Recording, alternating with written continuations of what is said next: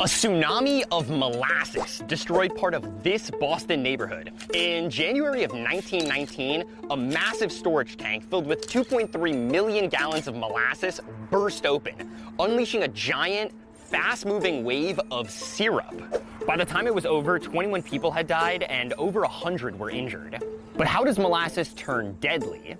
Behind me is where the original tank stood, and it was huge. It was over 50 feet tall, 90 feet across, and was filled nearly to the brim with thick, gooey molasses. But it wasn't just big.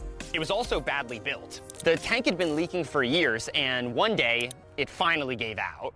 Now, molasses is pretty dense. It's about 1.5 times as dense as water, and there were over 2 million gallons of it stacked up in this poorly built tank, which means it had a ton of potential energy.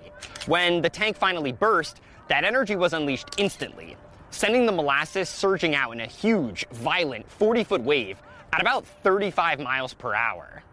That's a lot of force, but that might not have been what made the disaster so deadly. The thing is, the molasses would have fundamentally changed as time went on because of one crucial thing: temperature. This is a cup of warm molasses, and as you can see, it's pretty thin and moves pretty fast.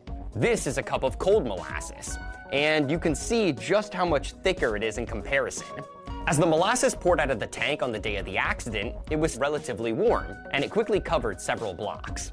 But as the day went on and the temperature dropped, it thickened, turning the initial wave into a sticky, suffocating trap.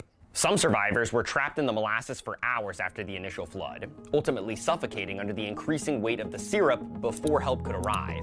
Cleanup also took ages, as the molasses coated streets and buildings, and people tracked it all over the sidewalks and even inside trains. Some say that on a hot summer day, you can still catch the scent of molasses